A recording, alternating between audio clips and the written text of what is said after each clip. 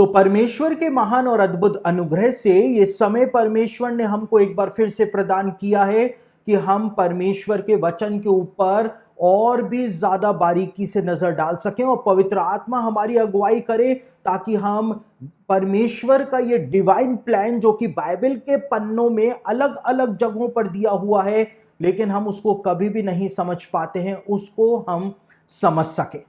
और आज हम आदम से लेकर के नूह तक की जो घटनाएं बाइबल में दी हुई हैं उनके ऊपर निगाह डालेंगे और God's plan for the ages के ऊपर हम एक नए सिरे से, नए दृष्टिकोण से अपना ध्यान आकर्षित करने का प्रयास करेंगे। लेवल 10 के अंदर हमने अलग अलग प्रकार से एलिगोरिकल इंटरप्रिटेशन बाइबल की कहानियों का किया था। हमने न्यायों की पुस्तक से देखा था, हमने रूत की पुस्तक से देखा था और हमने दाऊद के जीवन से भी देखा था कि किस प्रकार से बाइबल की कहानियों के अंदर भी परमेश्वर ने भविष्यवाणियों को छिपाया हुआ है। लेकिन आज हम बाइबल के बिल्कुल आरंभ के अंदर आ रहे हैं और हम आदम के जीवन से परमेश्वर के उस डिवाइन प्लान को समझने का प्रयास करेंगे। और देखिए, जब आदम और हवा ने पाप कर दिया था तो परमेश्वर ने मूसा के आने तक इंतजार नहीं किया कि मूसा आएगा और परमेश्वर उस समय अपने डिवाइन प्लान को पेश करेगा दुनिया के सामने। लेकिन जैसे ही आदम और हवा ने पाप कर दिया था तो परमेश्वर ने अपने डिवाइन प्लान को उसी समय इनिशिएट कर दिया था और आदम के जीवन के अंदर ही परमेश्वर ने भविष्यवाणियों को छिपा दिया था। तो यह एक अद्भुत तथ्य है जिसको आज हम बहुत ही ज्यादा डीपली समझने और जानने जा रहे हैं। और देखिए, बाइबल में नया नियम जो है, उस नए नियम के अंदर पौलुस के द्वारा एक बहुत ही महत्वपूर्ण बात आदम के विषय में बताई हुई है पौलुस ने। और वो बात जो है उसके ऊपर आपने कभी भी ध्यान नहीं दिया होगा, लेकिन हम उस वचन को पढ़ लेते हैं कि पौलुस आदम के बारे में क्या बोल रहा है। रोमियो की पत्री उसका 5वां अध्याय और उसके 14वें वचन के अंदर पौलुस जो है वो आदम के विषय में क्या कहता है, हम पहले उस वचन को पढ़ लेते हैं। यहां पर पौलुस कहता है 14वें वचन में, तो भी आदम से लेकर मूसा तक मृत्यु ने उन लोगों पर भी राज्य किया जिन्होंने उस आदम जो उस आने वाले का चिन्ह है कि अपराध के समान पाप ना किया। आपने कभी भी इस वचन के ऊपर उस प्रकार से ध्यान नहीं दिया होगा जिस प्रकार से मैं आज आपको यह वचन समझाने जा रहा हूं। यहां पर क्या बोला गया है? यहां पर पौलुस कहता है कि जिन्होंने उस आदम जो उस आने वाले का चिन्ह है, यानी वो आदम के बारे में तो बता ही रहा है लेकिन आदम को वो एक प्रोटोटाइप बना रहा है और वो कहता है कि आदम जो है वो उस आने वाले का चिन्ह है, यानी मसीह का चिन्ह कौन है? आदम है। इस बात को पौलुस यहां पर बता रहा है। यानी आदम जो है वो एक प्रोटोटाइप है, यानी जो आदम के जीवन में हुआ वही मसीह आकर के करेगा। लेकिन मसीह जो है, जहां पर आदम फेल हुआ वहां पर मसीह फेल नहीं होगा, यह बात पौलुस बता रहा है। और इसी बात को हम पहला कुरिन्थियों उसका 15 अध्याय 45 और 47वें वचन के अंदर भी पढ़ते हैं। पहला कुरिन्थियों उसका 15 अध्याय 45 और 47 वचन में क्या लिखा हुआ है, एक बार हम उसको भी पढ़ लेते हैं और उसके बाद हम आगे बढ़ते हैं। यहां पर लिखा है, ऐसा ही लिखा भी है कि प्रथम मनुष्य अर्थात आदम जीवित प्राणी बना और अंतिम आदम जीवनदायक आत्मा बना। और यहां पर 47वें वचन में लिखा है, प्रथम मनुष्य धरती से अर्थात मिट्टी का था, दूसरा मनुष्य स्वर्गीय है। तो यहां पर पौलुस जो है वो आदम की तुलना यीशु मसीह से कर रहा है। यहां पर वो कह रहा है कि प्रथम मनुष्य जो था वो आदम और अंतिम मनुष्य जो है वो यीशु मसीह है। वो आदम को यीशु मसीह का प्रोटोटाइप बता रहा है। तो पौलुस ने इस बात को यहां पर साफ कर दिया। पौलुस इसी बात को बताता है और इसी बात को 15 अध्याय के पहला कुरिन्थियों 15 अध्याय के 22वें वचन के अंदर भी लिखा हुआ है। यहां पर पौलुस क्या कहता है, और जैसे आदम में सब मरते हैं वैसे ही मसीह में सब जिलाए जाएंगे। बार बार पौलुस जो है वो आदम को यीशु मसीह का प्रोटोटाइप बता रहा है अपनी पत्रियों के अंदर। और मैंने जब आपका लेवल 1 का सेकंड लेसन लिया था, जिसमें मैंने आपको लेवल्स ऑफ इंटरप्रिटेशंस के बारे में समझाया था, तो मैंने आपको बताया था कि आपके पास कम से कम 2 रेफरेंसेस बाइबल से होने चाहिए अपनी बात को साबित कर देने के लिए। लेकिन यहां पर तो हमारे पास इस बात को साबित कर देने के लिए कि आदम जो था वो यीशु मसीह का प्रोटोटाइप था, हमारे पास 2 से भी ज्यादा रेफरेंसेस यहां पर निकल करके आ रहे हैं। यानी कि ये बात जो है वो बिल्कुल पक्की है कि बाइबल के अंदर आदम को परमेश्वर ने यीशु मसीह का प्रोटोटाइप जो था वो बनाया था। वो एक पूर्व छाया थी कि जब मसीह आएगा तो उसके जीवन में क्या होगा, बिल्कुल वैसा का वैसा आदम के जीवन के अंदर हुआ था, वैसा ही हम देखते हैं। और आदम का जीवन को जब हम देखेंगे तो मानव इतिहास के 7000 सालों का इतिहास जो है वो हमको आदम के जीवन के अंदर देखने को मिल जाएगा। ये एक अद्भुत तथ्य है, एक अद्भुत तथ्य है कि हम 7000 सालों का मानव इतिहास आदम के जीवन में देख सकते हैं, आदम के जीवन से हम उसको सीख सकते हैं। तो आदम जो था वो यीशु मसीह के प्रोटोटाइप के रूप में सामने आता है। यानी आदम के जीवन की कहानी जो है उसमें आदम जो है वो यीशु मसीह का प्रतीक बन जाता है एलेगोरिकल इंटरप्रिटेशन में। लेकिन आदम के लिए बताया है कि आदम की एक पत्नी भी थी और उसका नाम क्या था, उसका नाम था हव्वा, जिसको हिब्रू में कहते हैं खव्वा। और आदम की एक पत्नी थी और वो पत्नी परमेश्वर ने आदम को प्रदान करी थी। और ये पत्नी जो थी वो आदम की पसली में से बनाई गई थी। ये सब बातें कॉमन हैं, आप इन सब बातों को जानते हैं। और यही पत्नी जो थी उसने आदम की संतानों को जन्म दिया था, उत्पन्न किया था। ये बात भी आप जानते हैं, ये कॉमन बातें हैं। लेकिन इसमें एलिगोरिकल इंटरप्रिटेशन क्या छिपा हुआ है कि आदम जो कि यीशु मसीह का प्रतीक है और आदम की पत्नी हवा जो है, हवा आदम की पत्नी थी, यानी यीशु मसीह की पत्नी कौन है, हवा जो है एलिगोरिकल इंटरप्रिटेशन में कलीसिया जो कि यीशु मसीह की पत्नी है उसका प्रतीक बन जाती है।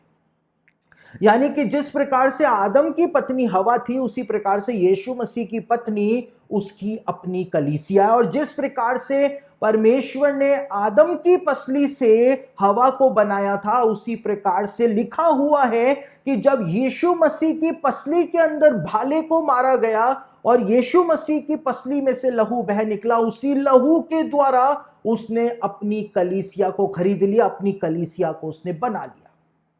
तो आदम की पत्नी उसकी पसली से बनी थी, यीशु मसीह की पत्नी जो कलीसिया है वो उसकी पसली से बनी है। तो यहां पर हमको वही बात देखने को मिल जाती। साथ ही साथ आदम की पत्नी जो थी हवा, उसके द्वारा आदम की संतानें उत्पन्न हुई थी, उसने संतानों को जन्म दिया था। और यीशु मसीह की पत्नी जो है कलीसिया, वो यीशु मसीह के लिए निरंतर विश्वासियों के रूप में संतानों को उत्पन्न करती चली जा रही है। और इस बात की भविष्यवाणी यशाया के द्वारा भी 53वें अध्याय के अंदर की गई थी, उसके ऊपर भी आप लोगों ने कभी ध्यान नहीं दिया होगा। हम उस वचन को पढ़ लेते हैं। यशाया उसका 53 अध्याय के अंदर वो वचन पाया जाता है। वो वचन भी मैं आपको बता देता हूं ताकि आपके माइंड के अंदर कोई भी डाउट जो है वो ना रहने पाए। वहां पे लिखा है कि वो अपना वंश देखने पाएगा। जब वो अपना बलिदान क्रूस के ऊपर दे देगा तो वो अपना वंश भी देखने पाएगा। और उसका वंश कौन उत्पन्न करेगा, उसकी पत्नी उत्पन्न करेगी। और मसीह की पत्नी कौन है, मसीह की पत्नी जो है वो कलीसिया है। जिस प्रकार से हव्वा ने आदम की संतानों को उत्पन्न किया था उसी प्रकार से यीशु मसीह की संतानों को कलीसिया जो है वो उत्पन्न कर रही है, आज भी करती चली जा रही है। तो यहां पर इस कहानी के अंदर हमको आदम जो है वो यीशु मसीह के प्रोटोटाइप के रूप में दिखाई देता है और कलीसिया जो है, हवा जो है वो कलीसिया के प्रतीक के रूप में सामने आती हुई हमको यहां पर दिखाई दे जाती है।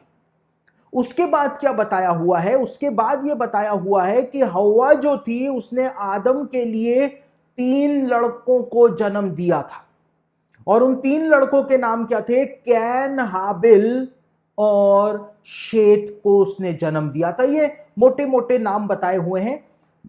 यहूदियों का इतिहास पढ़ें तो तालमुद जो है वो इस बात को बताती है कि आदम और हवा के 56 बच्चे थे, 56। उसमें से शायद 23 जो थी वो लड़कियां थी, बाकी सारे लड़के थे, ऐसा तालमुद के अंदर बताया हुआ है। और ये पॉसिबल भी है, लेकिन यहां पर हमको सिर्फ बाइबल में 3 नाम ही बताए गए हैं, कैन, हाबिल और शेत। और ये तीनों लड़के जो थे वो आदम और हवा के द्वारा उत्पन्न हुए थे।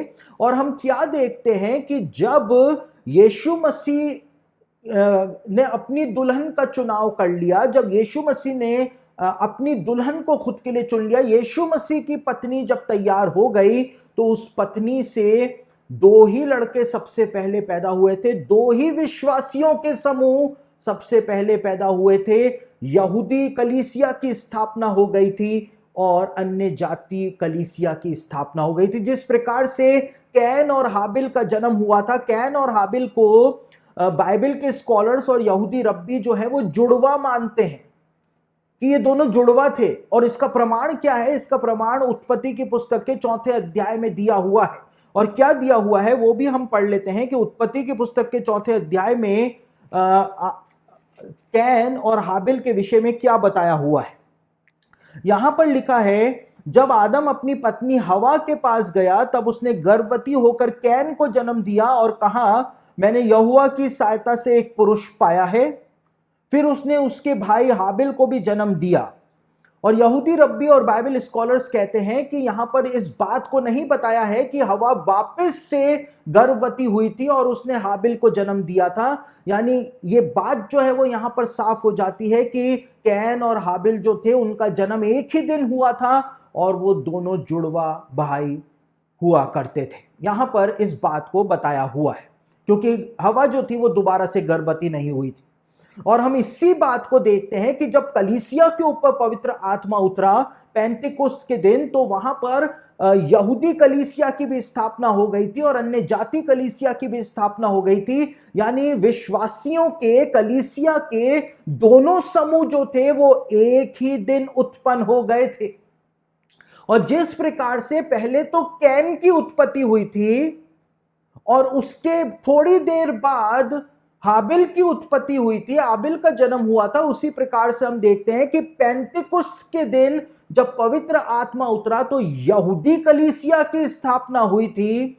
और जब पतरस कर्नेलियुस के घर गया और फिलिप्पुस जब सामरिया में गया तो कुछ समय के बाद अन्य जाति कलीसिया की स्थापना भी हो गई थी। तो वही पैटर्न जो है वो आपको यहां पर देखने को मिल जाएगा। अब हम बाइबल में पढ़ते हैं कि कैन जो था वो हाबिल को पसंद नहीं करता था क्योंकि हाबिल के काम अच्छे थे। हाबिल जो था वो परमेश्वर के लिए योग्य बलिदान लेकर के आया था। योग्य बलिदान क्या था? योग्य बलिदान था कि वो खून चढ़ाने के लिए लाया था। परमेश्वर खून का प्यासा नहीं है कि परमेश्वर ने हाबिल की भेंट को ग्रहण कर लिया, लेकिन परमेश्वर ने जो व्यवस्था बनाई थी कि इब्रानियों की पत्री में भी लिखा हुआ है कि सिर्फ लहू बहाने के द्वारा छुटकारा होता है, प्रायश्चित होता है। उस व्यवस्था के तहत हाबिल जो था वो अपना बलिदान लेकर के आया था, अपनी भेंट लेकर के आया था। लेकिन कैन जो था उसको सब कुछ मालूम था, लेकिन उसके बावजूद वो गलत भेंट लेकर के परमेश्वर के सामने आया था। तो यहां पे ये कैन और हाबिल जो है, कैन जो है वो यहूदी जाति का प्रतीक बन जाता है और हाबिल जो है वो अन्य जाति कलीसिया का प्रतीक बन जाती है। और हम देखते हैं कि प्रथम शताब्दी के अंदर जो यहूदी कलीसिया थी और जो अन्य जाति कलीसिया थी उसके बीच में ऐसा ही एक मतभेद जो है हम होता हुआ देख लेते हैं, ऐसा ही एक मतभेद।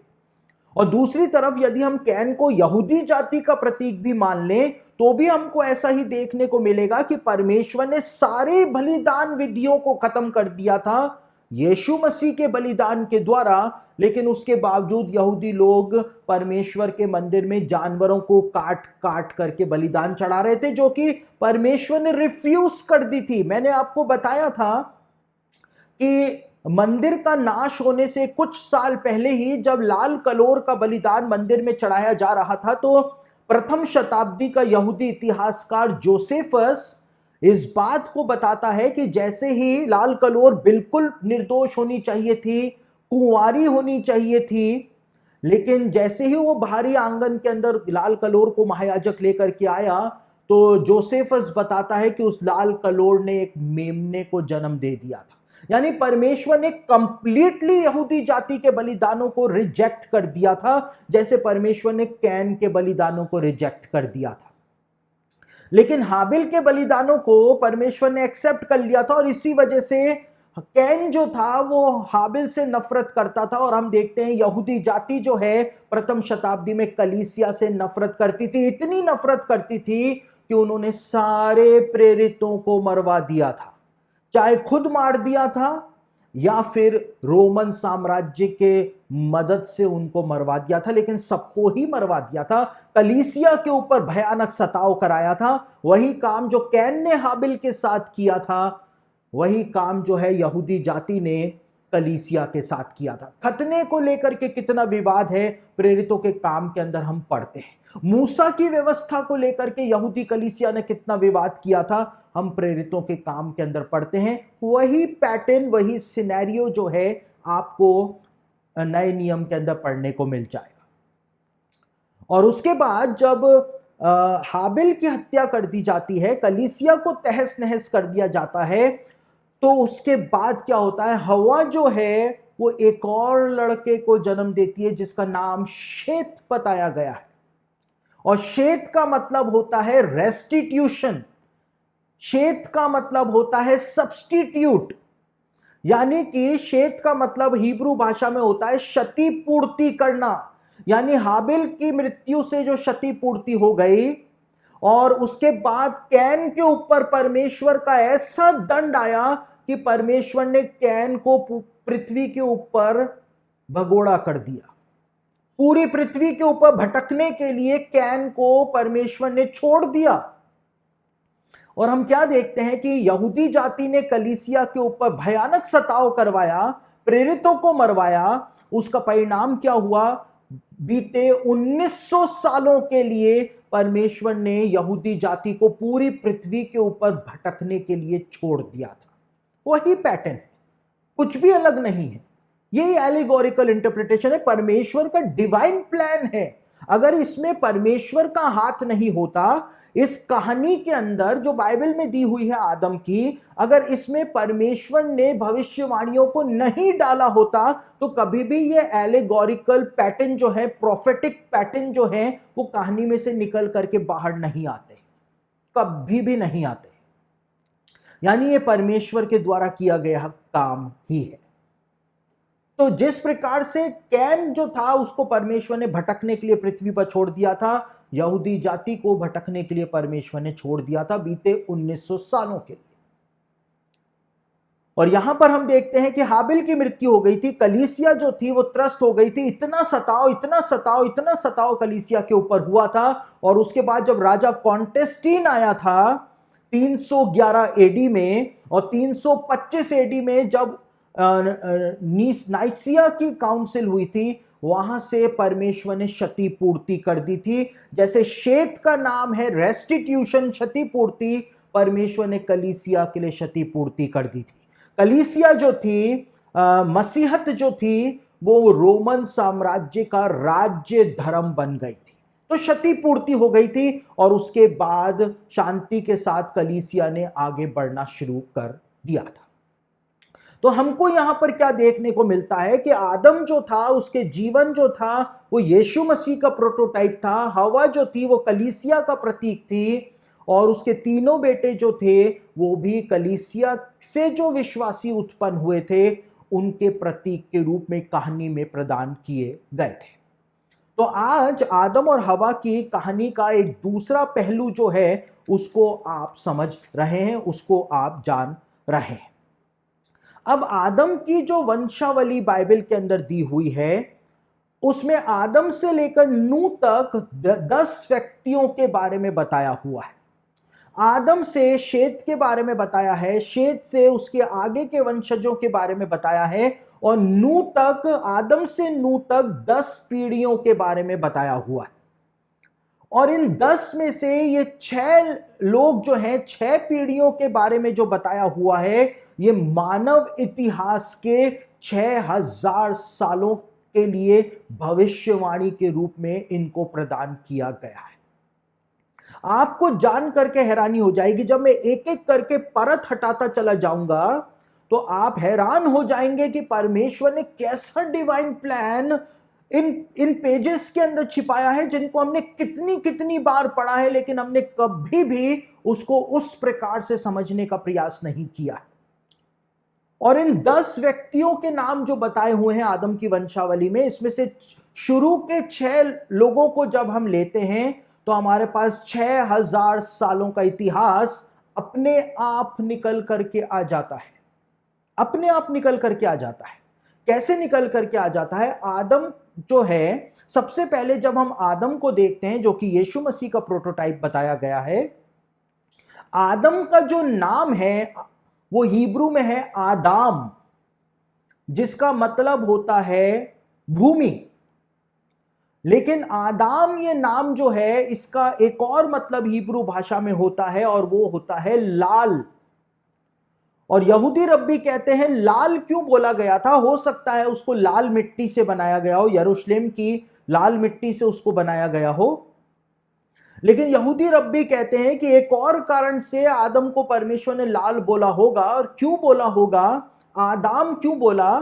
क्योंकि आदम जो था उसने पाप कर दिया था, और पाप करने के कारण आदम जो था वो गिल्टी कॉन्शियस हो गया था। और जिस प्रकार से गलती करने से मुंह पर लाली आ जाती है, डर के मारे ब्लश करने लगता है आदमी, उस लाली को देख करके परमेश्वर ने उसका नाम आदाम रखा होगा, यहूदी रब्बी कहते हैं, जिसका मतलब यह था कि आदम जो है वो गिल्टी है, दोषी है, तो इसलिए उसका नाम आदाम परमेश्वर ने रखा होगा। ये एक और थॉट यहूदी रब्बी देते हैं।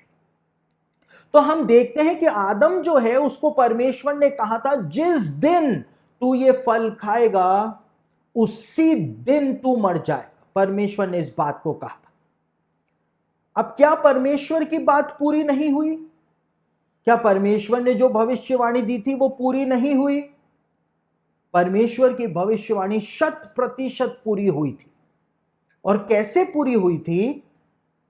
क्योंकि दूसरा पतरस उसका 3रा अध्याय और उसके 8वें वचन में बताया हुआ है कि प्रभु के यहां एक दिन 1000 वर्ष के बराबर है।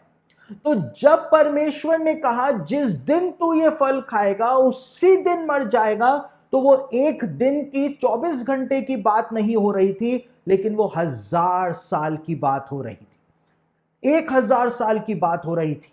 और हम क्या देखते हैं कि वास्तव में आदम जो था वो दूसरी सहस्त्राब्दी में प्रवेश नहीं कर पाया था, बल्कि वो तो 1000 साल तक भी नहीं जी पाया था। 930 वर्ष का होकर के आदम की मृत्यु हो गई थी। आदम की मृत्यु हो गई थी। और बाइबल स्कॉलर्स कहते हैं कि आदम की मृत्यु 930 वर्ष में हुई। 1000 सालों में जो 70 वर्ष का गैप आ गया, वो 70 वर्ष जो है वो इंसान की आयु के जो वर्ष हैं, एवरेज आयु जो इंसान की है वो बन गई। आज इंसान जो है वो एवरेज आयु जो इंसान की हो गई है वो 70 साल हो गई है। लोग 80 साल भी जीते हैं, 90 साल भी जीते हैं, वो एक अलग विषय है, लेकिन एवरेज आयु जो है वो 70 साल ही हो गई है। तो परमेश्वर की भविष्यवाणी गलत साबित नहीं हुई थी। परमेश्वर ने कहा था जिस दिन तू ये फल खाएगा उसी दिन तू मरेगा, तू 2000 साल के अंदर प्रवेश कर ही नहीं पाएगा। और हम देखते हैं आदम 1000 साल भी पूरा नहीं कर पाया था, यानी स्वर्ग के टाइमिंग के अकॉर्डिंग आदम एक दिन भी नहीं जी पाया था। एक दिन भी नहीं जी पाया था। और आदम जो कि गिल्टी था, उसके मुंह पे लाली छाई हुई थी डर के मारे, गिल्टी होने के कारण। तो हम देखते हैं मानव इतिहास के जो शुरू के 1000 साल थे उसमें इंसान जो था वो गिल्टी ही गिल्टी था, दोषी ही दोषी था। उसके बाद जब शेत का जन्म होता है, और शेत जब आदम के बाद आता है, तो शेत का मतलब होता है रेस्टिट्यूशन या सब्स्टिट्यूट, क्षतिपूर्ति करना या उसके विकल्प के रूप में आना। तो यहां पर शेत जो है वो दूसरी मानव सहस्त्राब्दी जो है, सेकंड मिलेनियम जो है, उसको दर्शाता है। और किस प्रकार से दर्शाता है कि जिस प्रकार से रेस्टिट्यूट उसके नाम का अर्थ है, शेत के नाम का अर्थ है, सब्स्टिट्यूट उसके नाम का अर्थ है, उसी प्रकार से मानव इतिहास के जो दूसरी सहस्त्राब्दी थी, सेकंड मिलेनियम था, उसके अंदर ही जल प्रलय संसार में आया था। और जल प्रलय के द्वारा परमेश्वर ने सब कुछ साफ कर दिया था, लेकिन परमेश्वर ने क्षतिपूर्ति भी करी थी। कैसे करी थी? नूह और उसके परिवार को परमेश्वर ने बचा लिया था। क्षतिपूर्ति भी करी थी और सब्स्टिट्यूट भी दिया था कि सारी पापी पीढ़ी को हटा करके परमेश्वर ने एक धर्मी पीढ़ी को पृथ्वी पर सब्स्टिट्यूट के रूप में परमेश्वर ले आया था। तो ये आदम के जो वंशज थे वो 1000 साल की भविष्यवाणी के रूप में हमारे सामने यहां पर आते हुए हमको दिखाई दे जाते। तो उसके बाद जो शेत था उससे एनोश का जन्म हुआ था। अब ये एनोश जो हिब्रू नाम है, एनोश का मतलब होता है दूसरा, और एनोश का मतलब होता है नश्वर यानी मॉर्टल, यानी मॉर्टल। तो एनोश के दो अर्थ जो हैं वो यहां पर बाइबल के अंदर बताए हुए हैं। पहला अर्थ है दूसरा और एक और अर्थ है नश्वर। और एनोश जो है वो मानव इतिहास की तीसरी सहस्त्राब्दी यानी थर्ड मिलेनियम के प्रतीक के रूप में सामने आता हुआ हमको दिखाई देता है। क्यों दिखाई देता है?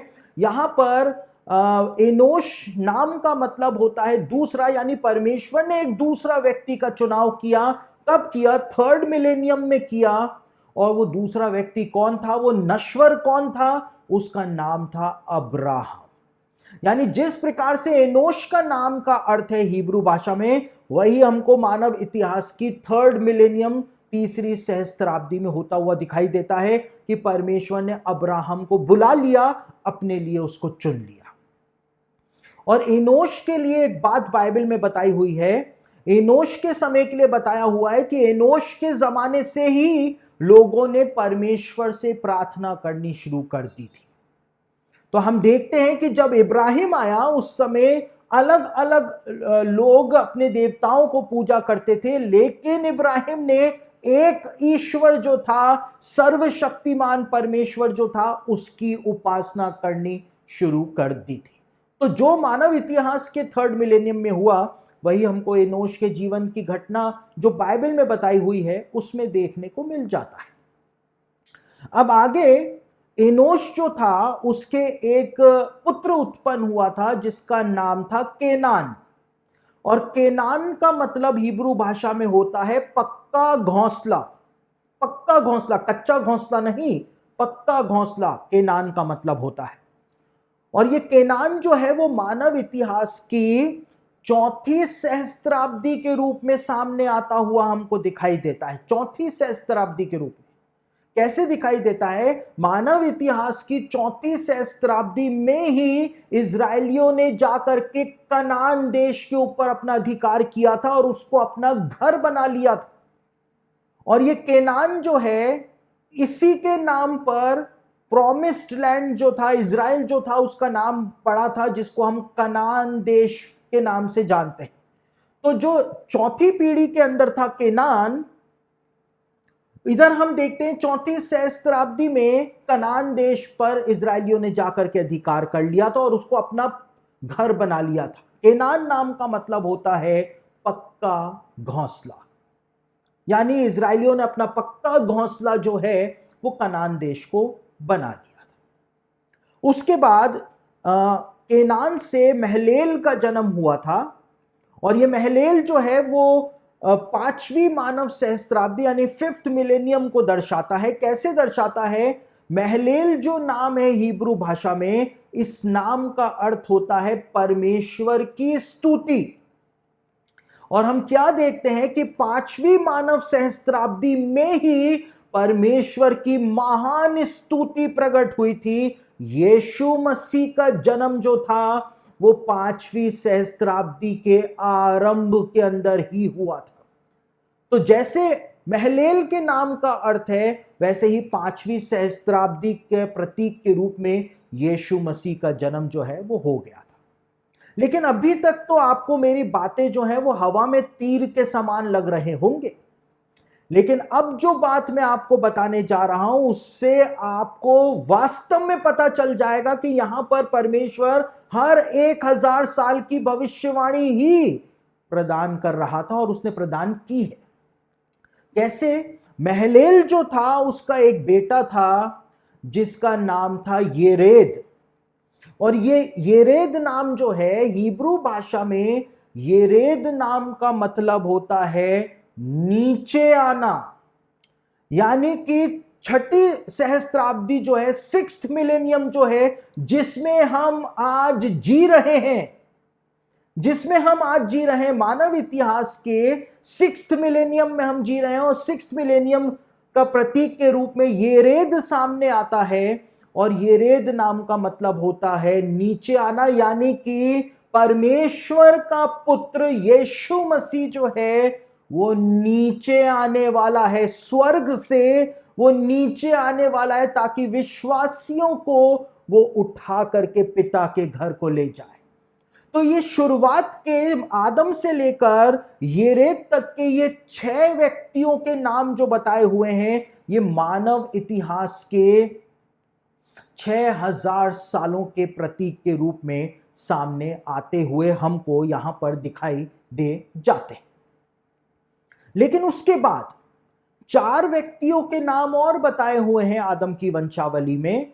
उन 4 व्यक्तियों के नाम जो हैं, उनका जीवन जो है वो हमको आगे फ्यूचर की घटनाओं के बारे में बताता है कि जब यीशु मसीह चोर की तरह बादलों पर आकर के खड़ा हो जाएगा, नीचे आएगा, उसके बाद क्या होगा।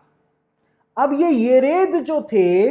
येरेद जो साहब थे, इन साहब का भी एक बेटा था जिसका नाम था हनोक।